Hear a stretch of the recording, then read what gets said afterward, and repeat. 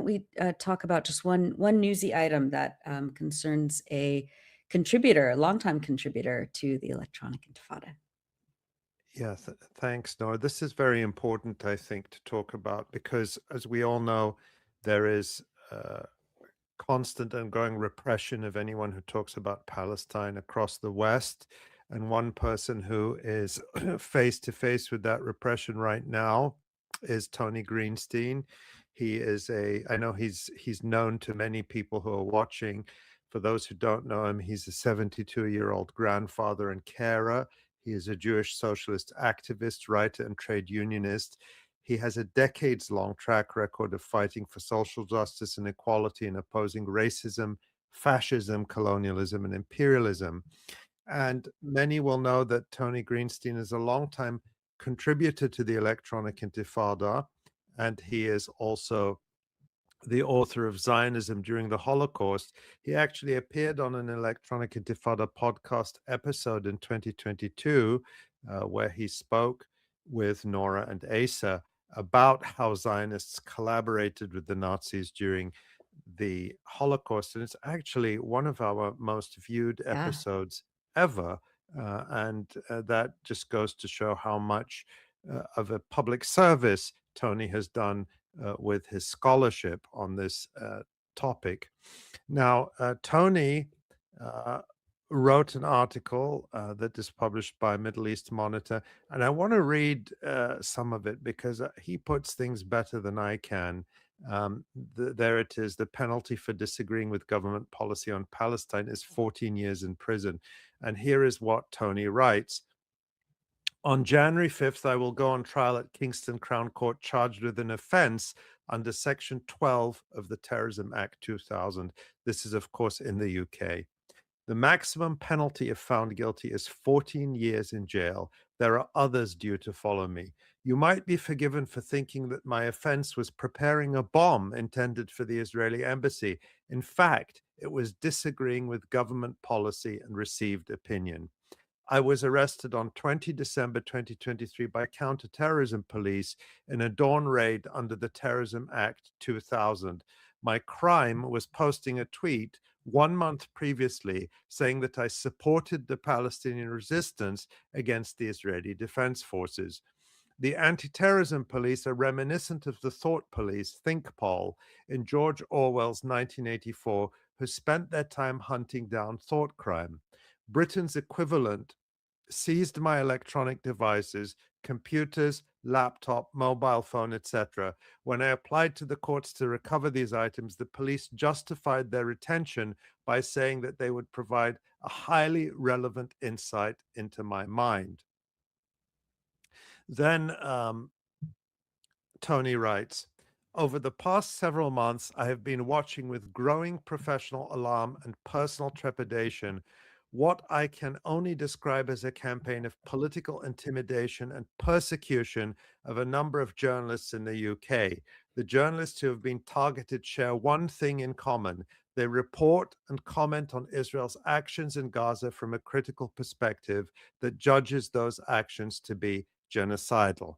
And finally, Tony says, I now find myself in a situation where, for the first time in my 36-year professional career, I'm no longer sure what by law I can write or say in my capacity as a journalist on an issue of major international importance.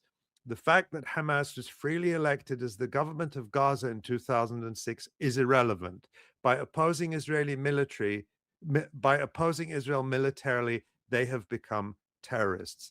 I have been charged with inviting support for a proscribed organization. By posting a blog, full support for the Gaza Ghetto Uprising, I was inviting support for Hamas as an organization. Those are the charges that Tony is facing trial on January. And I actually spoke with Tony on the phone earlier today, and he recorded this very small message this very short message he wanted to share with viewers and listeners today. So we can play that now. January the 5th, next year, I will be on trial under the Terrorism Act, Section 12 and I alleged that I am guilty of inviting support for a prescribed organization, Hamas.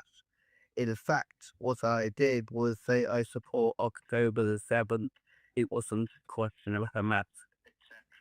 But this is a blatant attempt to use the Terrorism Act to shut down free speech on Palestine. And it's important not just because of me, but because the law is being used against other prominent people in the Palestine solidarity movement to shut down and to attack the movement.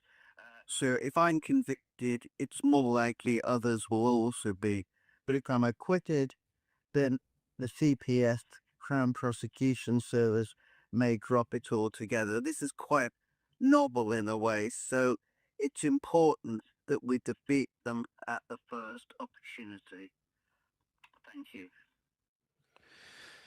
Wow. That was Tony Greenstein, 72 years old and facing a real prospect of prison if he's found guilty on in his trial that begins on January 5th. I asked him what he expected would happen, and he said he doesn't know. He obviously hopes for an acquittal. There are efforts, there are appeals going on against the basis for the charges. So I don't know if they may succeed in getting the trial further postponed. But as of now, he is standing trial at Kingston Crown Court in Kingston upon Thames in the UK.